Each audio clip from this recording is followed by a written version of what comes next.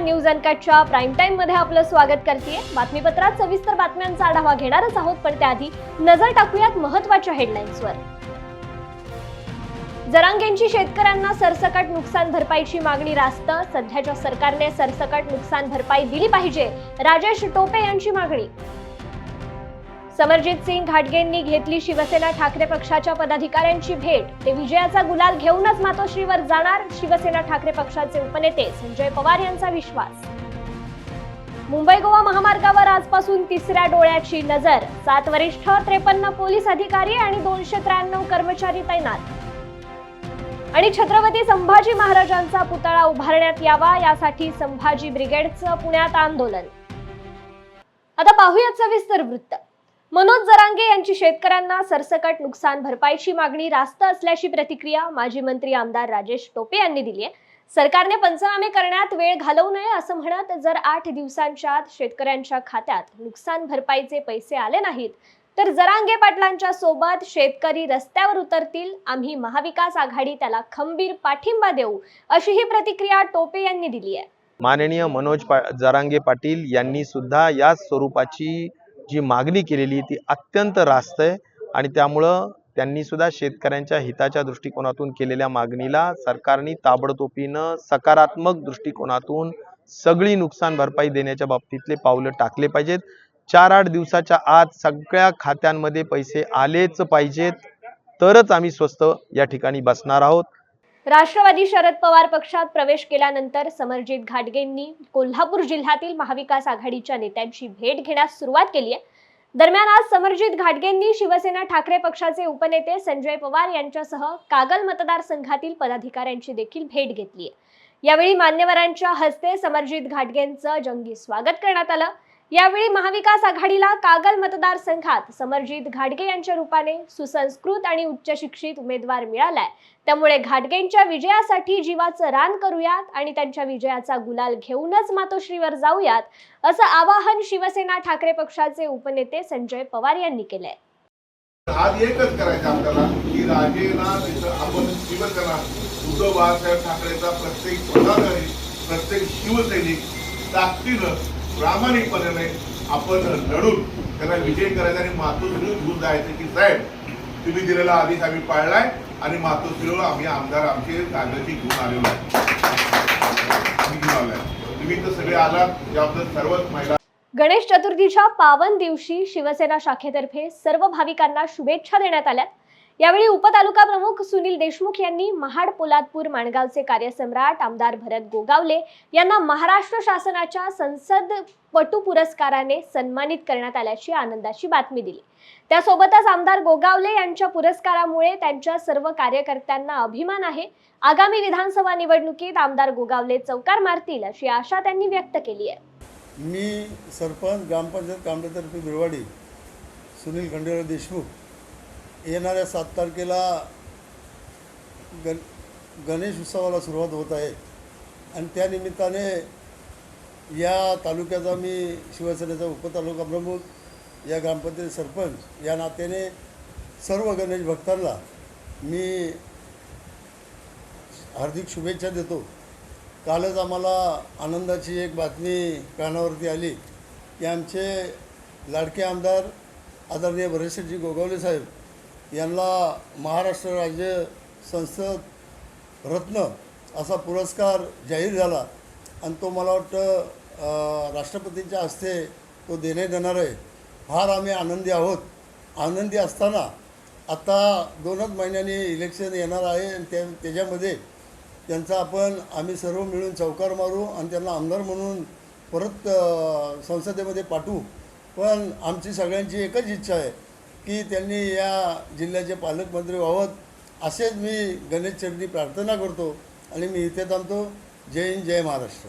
गणेश भक्तांचा प्रवास सुखकर होण्यासाठी मुंबई गोवा महामार्गावर वाहतुकीचे नियंत्रण करण्यासाठी रायगड पोलीस प्रशासन सज्ज झालंय। या महामार्गावरील खारपाडा ते कशेडी घाट दरम्यान 7 विभागात वाहतुकीचे नियोजन करण्यात आले असून खारपाडा ते पोलादपूर कशेडी घाटापर्यंतच्या महत्त्वाच्या ठिकाणी सीसीटीव्ही कॅमेरे बसवण्यात आलेत। या भागात 7 उपविभागीय पोलीस अधिकारी, 11 पोलीस निरीक्षक, 42 सहाय्यक पोलीस निरीक्षक, 82 वाहतूक अंमलदार, 211 पोलीस ठाणेकडील अंमलदार, 27 walkie talkies, 10 wireless set, 10 towing crane, 10 रुग्णवाहिका, 29 सीसीटीव्ही कॅमेरे असा तगडा पोलीस बंदोबस्त तैनात करण्यात आलाय. मालवण राजकोट किल्ल्यावरील पुतळा कोसळला प्रकरणी अटक केलेला आरोपी जयदीप आपटे याला मालवण न्यायालयासमोर हजर केलं असता त्याला आणि दुसरा आरोपी चेतन पाटील याला सुद्धा 10 सप्टेंबर पर्यंत 5 दिवसांची पोलीस कोठडी सुनावण्यात आली आहे. मात्र आपल्या अशिलाला या प्रकरणात शिल्पकार म्हणून ओढण्यात आल्याचं सांगत लोक प्रक्षोभ टाळण्यासाठी आपटेंवर तात्काळ गुन्हा दाखल केला गेला असा आरोप आपटेचे वकील ॲडव्होकेट गणेश सुवानी यांनी केलाय. तर केवळ स्पॉट व्हिजिट दिली त्यांनी दुपारी घटना घडल्यानंतर आणि त्याने 8 तासामध्ये त्यांनी जी फिर्याद नोंदवली आणि त्याच्यामध्ये जयदीप आरोपी शिल्पकार म्हणून त्याने आरोपी केलं आणि डॉक्टर चेतन पाटील ज्यांनी चौथऱ्याच्या संदर्भामध्ये डिझाईनवर जे काही दिलं होतं त्याबद्दल त्यांच्याविरुद्ध 133/2024 ही फिर्याद ओढली गेली.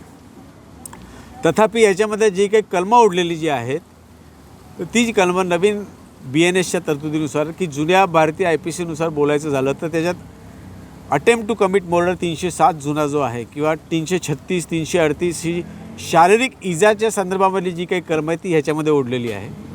या संपूर्ण FIRमध्ये हा पुतळा पडल्यामुळे कुठल्याही कर्मचाऱ्याला तिथे वावरणाऱ्या पर्यटकांना त्यावेळेला जे कोण पर्यटक उपस्थित असतील त्याला कुठल्याही तऱ्हेची इजा गंभीर इजा झाली आहे त्याच्यामुळे त्यांचं जीव धोक्यात आलेलं आहे अशा तऱ्हेचं कुठेही म्हटलेलं नाही आहे. त्यामुळे ही जी BNSची कलमं ओढली गेलेली आहे ती संपूर्ण प्रक्रिया चुकीची आहे कारण शारीरिक इंजुरी झाल्याचं कुठेच फिर्याद बोलत नाही आहे. त्यामुळे आम्ही तीव्र त्या कलमांवरती आक्षेप घेतला आणि जो कायदा ओढलेला आहे या संदर्भामध्ये जास्तीत जास्त सरकार यांनी पुतळा बनवताना कुठल्या तरीचा निष्काळजीपणा दाखवला निग्लिजन्स दाखवला असं जास्तीत जास्त बोलू शकलं असतं जर अगदी त्यांना दोष किंवा ठपका ठेवायचा असेल तर. पण ठपका तुम्ही कधी ठेवणार तर कुठल्या तरीची एक विशिष्ट तज्ज्ञांची एक समिती नेमली जायला हवी होती.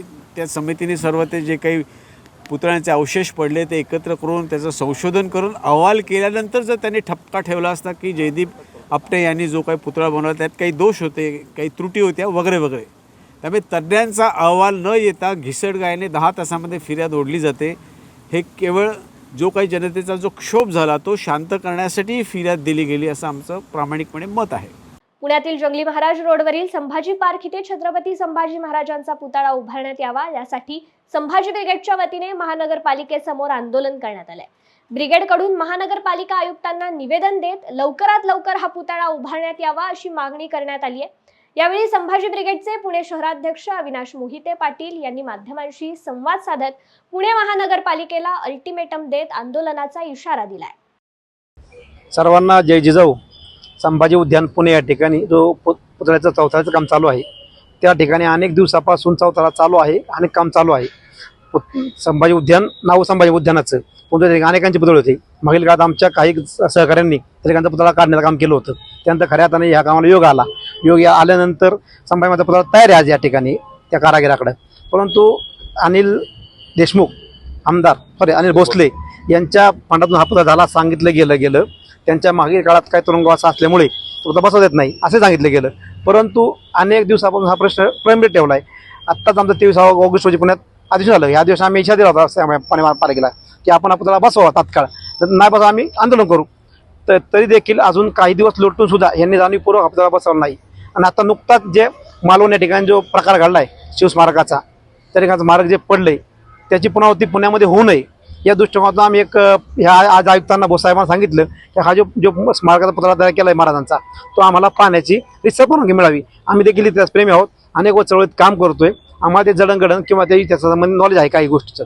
तर आम्हाला दाखवलं आमच्या सर्व सहकाऱ्यांना आमच्या टीमला तर आम्हाला एक बरं होईल जेणेकरून त्या पुतळ्यामध्ये काय खोडसाळपणा केला असेल तो ते आमच्या लक्षात येईल. आणि जे काही शिल्पकार प्रेमी आहेत किंवा जे इतिहास संशोधक आहेत आमचे त्यांना दाखवून त्या पुतळ्यामध्ये काही अडचणी असतील तर निश्चित आम्ही त्या व्यवस्थित करायचा सांगू वेळेच. आणि जर ह्या झालं नाही तर येणाऱ्या काळामध्ये चुकून तो पुतळा बसला गेला तर पुन्हा महाराष्ट्र उद्योग होण्याची शक्यता आहे. आज सिंधुदुर्ग मालवण झालेला आहे आज रोजी. आणि हा पुतळा जाणीवपूर्वक अनेक वर्षापासून न बघा षडयंत्र काही ही मंडळी असा करताचा आम्हाला एक ठिकाणी वास येतो आहे. जर ह्याच्यामध्ये कोण शक्ती असेल तर त्यांनाही आमचा इशारा आहे बाबा की तुम्ही जाणीवपूर्वक अशा गोष्टी कृपया करू नयेत. जालन्यात महाविकास आघाडीच्या पदाधिकाऱ्यांनी जिल्हाधिकाऱ्यांना निवेदन दिलं असून अतिवृष्टीमुळे झालेल्या नुकसानीचे तत्काळ पंचनामे करून शेतकऱ्यांना सरसकट मदत देण्याची मागणी करण्यात आली आहे. जालना जिल्ह्यात जोरदार वादळी वाऱ्यासह मुसळधार पावसामुळे शेती पिकांना, फळबागांना मोठा फटका बसलाय. शिवाय घरांची पडझड झाली असून मोठं नुकसान झालंय. त्यामुळे नुकसानग्रस्तांना तात्काळ मदत देण्याची मागणी करण्यात आली आहे. सरासरी 200 mm दरम्यान पाऊस सरसकट बऱ्याच मंडळांमध्ये झालेला आहे आणि त्या अनुषंगाने जो शासनाची नियमावली आहे की ज्याच्यात 65 mm वर पाऊस झाला तर त्याला अतिवृष्टी आपण म्हणतो, त्या पद्धतीनं 200 mm पाऊस जर सरासरी झाला असेल तर आपण विचार करू शकता की खरीप पिकांचं कसं नुकसान झालं असेल, फळबागांचं कसं नुकसान झालं असेल, शेतीच्या जमिनी कशा खरडून गेलेल्या आहेत, सार्वजनिक मालमत्तामध्ये असलेले पुलं आणि रस्ते कसे तुटलेले आहेत, त्याचबरोबर वीज वितरण कंपनीचे अतिशय मोठ्या पद्धतीनं नुकसान झालंय. कारण DP म्हणजेच ट्रान्सफॉर्मर आणि पोल्स हे सगळे तुटलेले आहेत. अशा सगळ्या परिस्थितीमध्ये आज शेतकरी फार हवालदिले, शेतकऱ्यांच्या हातातोंडाचा घास गेलेला आहे आणि म्हणून ही जी परिस्थिती आहे या परिस्थितीच्या अनुषंगाने महाविकास आघाडी, काँग्रेस, राष्ट्रवादी, शिवसेना, उद्धव बाळासाहेब ठाकरे या सगळ्या पक्षाच्या वतीनं सर्व अध्यक्ष या ठिकाणी उपस्थित आहेत, आजी माजी आमदार उपस्थित आहेत आणि प्रमुख कार्यकर्ते उपस्थित आहेत. सगळ्यांच्या वतीनं निवेदनात आम्ही स्पष्ट एवढंच म्हटलंय की सरसकट पंचनामे गृहीत धरावेत, झालेत असे. कारण 65 mm पाऊस जालना जिल्ह्यात सर्व ठिकाणी आहे, सर्व सजेमध्ये आहेत आणि त्यामुळं आता वैयक्तिक पंचनामे करण्याच्या भानगडीत पिकांच्या बाबतीत पडू नये. वेसारी बातमीपत्रात छोट्याशा विश्रांतीची. कुठेही जाऊ नका, पाहत रहा न्यूज अँड कट. ऐतिहासिक वारसा लाभलेला मराठ मुलूक महाराष्ट्र. या महाराष्ट्राला विविध रंगी छटा आहेत. साहित्य, कला, पर्यटन, नृत्य, भाषा, संत परंपरा अशा विविधतेने तो नटलेला आहे. हीच गौरवशाली विविधता जपत स्वरंग मराठी केवळ महाराष्ट्राच्या सांस्कृतिक संहितेपुरते मर्यादित न राहता समकालीन नवकल्पनांवर आधारित कार्यक्रमांद्वारे मराठी मनोरंजन विश्वात स्वतःची एक अनोखी जागा निर्माण करत आहेत. मराठी मनोरंजन क्षेत्रातील उत्तम दिग्दर्शक, लेखक आणि निर्मात्यांच्या प्रतिभेचा पुरेपूर वापर करून मनोरंजनाचा आगळा वेगळा रंग उधळण्यास आम्ही सज्ज आहोत. स्वरंग मराठीचे उद्दिष्ट मराठी मनोरंजन क्षेत्रामध्ये मनोरंजनाची वहिवाट सोडून, रूढीवादी पद्धती तोडून मनोरंजनाचा समृद्ध अनुभव प्रदान करून देण्याचा आहे. म्हणूनच यात विविध पद्धतीचे मनोरंजक आणि माहितीपूर्ण कार्यक्रम स्वरंग मराठीवर बघता येतील. शेवटी एकच, धकाधकीच्या जीवनात धांगडधिंगा करण्यापेक्षा बसूया, हसूया, गाऊया, जगूया. नाती गोती श्रावण मोती गावामधले जीवंत रंग. नाती गोती श्रावण मोती गावामधले जीवंत रंग. चला जोडूया, चला पाहूया, जशी संस्कृती तसा स्वरंग. विश्रांतीनंतर बातमीपत्रात पुन्हा एकदा स्वागत करतेय. बातमी आहे रायगडमधून. रायगड जिल्ह्यातील ज्येष्ठ नेते वसंत ओसवाल यांचं वयाच्या 83व्या वर्षी निधन झालंय. ओसवाल यांनी अनेक वर्षे सुधागड एज्युकेशन सोसायटीचे अध्यक्षपद भूषवलं असून राष्ट्रवादीचे सर्वेसर्वा शरद पवार यांचे ते निकटवर्ती आहेत. वसंत ओसवाल मुंबई विद्यापीठाचे अधिसभा सदस्य म्हणूनही कार्यरत होते. त्यांनी रायगड जिल्ह्यातील राष्ट्रवादी पक्ष मजबूत करण्यासाठी मोठं काम केलंय.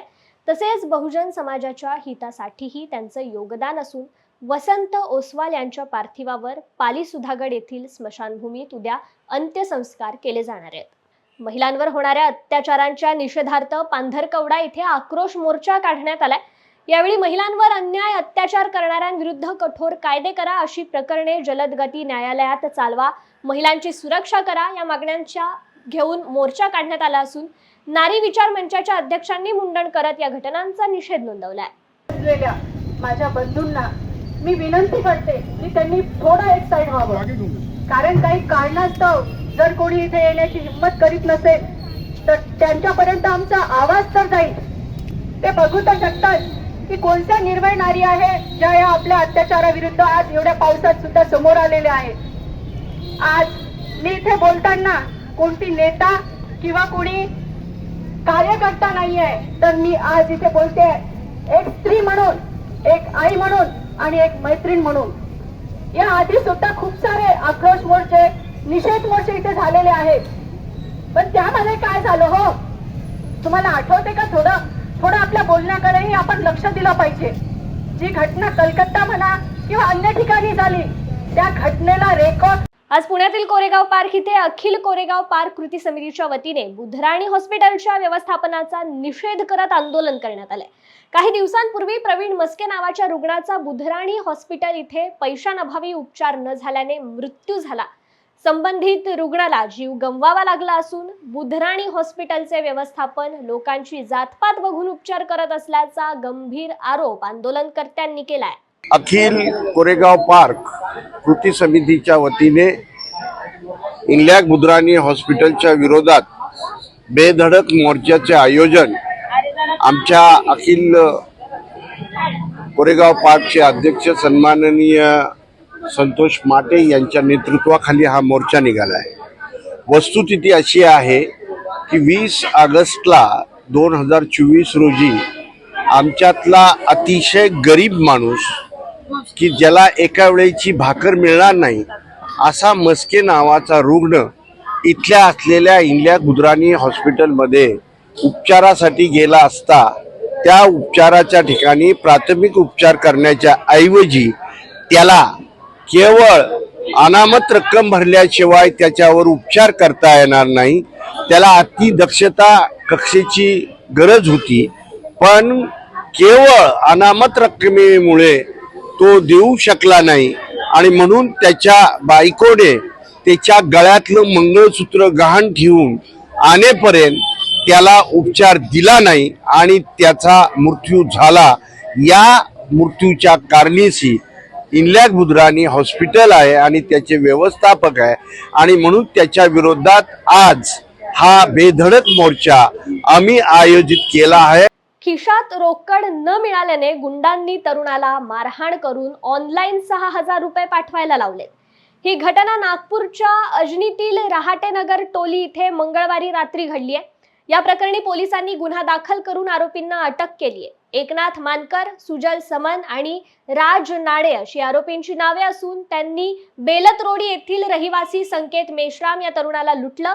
सध्या आरोपी पोलिसांच्या ताब्यात आहेत. आज दिनांक 4/9/2024 रात्री 12:30 वाजता एका संकेत चंद्रशेखर मेश्रामद्वारे 112ला कॉल आला की आमच्यासोबत लूटपाटची घटना झाली आहे. आमचे 6,000 रुपये नगदी, मोबाईल, काही वर्णन देण्यात आलं. रहाटे गल्ली नंबर 4मध्ये कपड्यांचं वर्णन देण्यात आलं 3 लोकांचं. यांनी आमच्यासोबत लूटपाट केलेली आहे. तर माननीय पोलीस उपायुक्त श्री चांडक साहेब हे नाईट राऊंडलाच होते. आमचे एक क्राईम पीटर लक्ष्मण केंद्रे साहेब, त्याच्यानंतर नाईट ऑफिसर श्री मुंडे हे सुद्धा पोलीस स्टेशनलाच हजर होते आणि त्याचप्रमाणे बीट मार्शल हे सुद्धा लगेच स्पॉटवर विदिन 5 मिनिट पोहोचले आणि त्यांनी नाईट ऑफिसरला सांगितल्याबरोबर वरिष्ठांचे मार्गदर्शन घेऊन आणि वरिष्ठांना माहिती देऊन जे डिस्क्रिप्शन दिलेलं होतं फिर्यादीने, त्या डिस्क्रिप्शनच्या अनुषंगाने 3 आरोपी नामे एकनाथ रत्नू मानकर, त्याच्यानंतर सुजल संतोष सामान आणि राजू नाडे या राहणार रामटेके नगर या तिन्ही आरोपींना काही वेळातच निष्पन्न करून अटक करण्यात आली आहे. धुळ्यातील साक्रीच्या युनियन बँकेत ग्राहकांची पैशांची पिशवी कापून 5 लाख रुपये लंपास केल्याची घटना घडली असून हा प्रकार सीसीटीव्ही कॅमेऱ्यात कैद झालाय. मात्र चोरी करून चोरटे पसार झाले असून दिवसाढवळ्या बँकेत घडलेल्या या घटनेमुळे साक्री शहरात एकच खळबळ उडाली आहे. सध्या पोलिसांकडून या चोरट्यांचा शोध सुरू आहे. नंदुरबारच्या फुलसरा परिसरात बिबट्यांमुळे भीतीचं वातावरण निर्माण झालं असून बिबट्याच्या भीतीने शेतकरी आपल्या शेतातच जात नाहीयेत. नंदुरबार जिल्ह्यात बिबट्या आणि वन्य प्राण्यांच्या हल्ल्यात आतापर्यंत 6 निष्पाप लोकांनी आपले प्राण गमावले असून त्यात 3 लहान मुलांचा देखील समावेश आहे. वन विभागाच्या नियोजन शून्य कारभारामुळे ग्रामीण भागात मोठा संताप दिसून येत असून आदिवासी शेतकऱ्यांच्या जीवांची सुरक्षा निश्चित करावी, अन्यथा रस्त्यावर उतरून आंदोलन करण्याचा इशारा ग्रामस्थांनी दिलाय. नमस्कार. नंदुरबार जिल्ह्यामध्ये अनेक दिवसापासून बिबट्यांनी धुमाकाळ घातलेला आहे काल इथं शेतकऱ्यांनी दुपारी आणि संध्याकाळी बिबट्याला आणि बिबट्याच्या पिल्लांना इथं पाहिलं फुलसरा गावामध्ये. तर प्रशासनाला आमच्याकडून विनंती आहे की शेतकरी शेतामध्ये जात नाही आहे, पिकांचे भरपूर प्रमाणात नुकसान होत आहे. दुसरीकडे हे बिबटे अनेक निष्पाप लोकांचा जीव घेतलेला आहे. तर प्रशासनाने याच्याकडे लक्ष द्यावे, कारण की ज्यांच्या घरामध्ये जे व्यक्ती मेले त्यांना माहिती त्यांची कंडिशन काय आहे. तर प्रशासनाने लवकर या बिबट्यांचा बंदोबस्त करावा, अन्यथा आमच्यांना शेतकऱ्यांना व गावातील लोकांना रस्त्यावरची उतरायची पाळी येऊ नये. त्यासाठी आम्हाला शासनाकडे विनंती आहे की लवकरात लवकर या बिबट्यांचा बंदोबस्त करावा. वेळ झाली बातमीपत्रात छोट्याशा विश्रांतीची. तोपर्यंत कुठेही जाऊ नका, पाहत रहा न्यूज अनकट.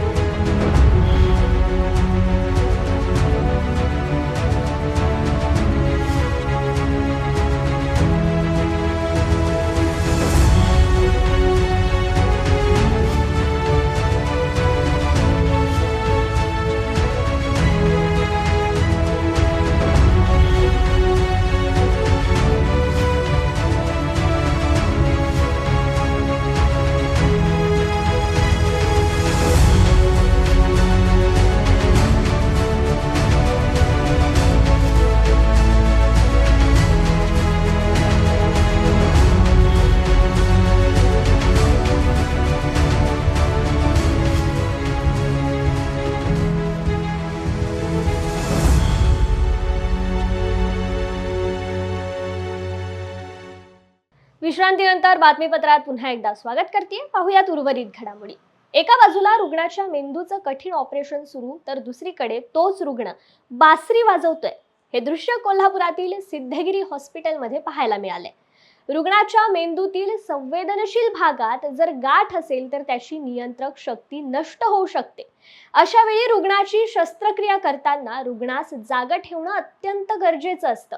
दरम्यान अशाच एका रुग्णाची मेंदूवरील जटिल शस्त्रक्रिया सिद्धगिरी हॉस्पिटलमध्ये यशस्वी करण्यात आली आहे. ऑपरेशन थिएटरमध्येच रुग्ण बासरी वाजवत असतानाचा त्याच्यावर मेंदूची जटिल शस्त्रक्रिया यशस्वी करण्यात आली. त्या संदर्भात सिद्धगिरी कणेरी मठाचे अदृश्य काडसिद्धेश्वर स्वामीजी आणि न्यूरोसर्जन डॉक्टर शिवशंकर मरजक्के यांनी पत्रकार परिषदेत माहिती दिली आहे. काही दिवसांपूर्वी डॉक्टर कल्याणी मांडके यांनी गणेशोत्सवामध्ये आवाजाची पातळी नियंत्रित ठेवण्यासंदर्भात महाराष्ट्र पोल्युशन बोर्ड यांच्या विरोधात याचिका दाखल केली होती. या याचिकेवर नॅशनल ग्रीन ट्रिब्युनल यांनी सर्व गणेश मंडळांना तसेच महाराष्ट्र पोल्युशन कंट्रोल बोर्डाला गणेशोत्सवामध्ये आवाजाची पातळी नियंत्रित ठेवण्याचे तसेच आवाजाबाबत प्रत्येक गणेश मंडळाच्या बाहेर जनजागृती करण्याचे आदेश दिले असल्याची माहिती डॉक्टर कल्याणी मांडके यांनी पत्रकार परिषदेत दिली आहे. उत्सवामध्ये आवाजाची पातळी नेहमीच खूप वाढते आणि त्या दृष्टीने आज ही पत्रकार परिषद घेऊन आम्ही थोडंसं एक मार्गदर्शक सूत्र काय एनजीटीने दिलेली आहेत ती मांडलेली आहेत. कारण याच्यामध्ये हरित लवादातनी आता काही निश्चित गाईडलाईन्स दिलेल्या आहेत. आतापर्यंत म्हणजे काय करायचं असा प्रश्न पडत होता. आता काय करा कसं करा याच्याबद्दल महाराष्ट्र प्रदूषण बोर्ड आणि सामाजिक म्हणजे मंडळ या सगळ्यांना विशिष्ट निर्देश दिलेले आहेत.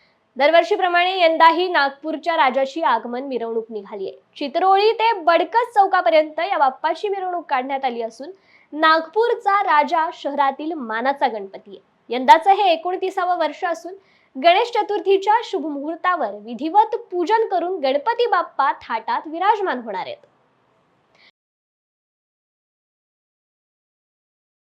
वेळ झाल्या बातमीसह प्राईम टाइम मध्ये इथेच थांबायची. तुम्ही पाहत रहा न्यूज अनकट.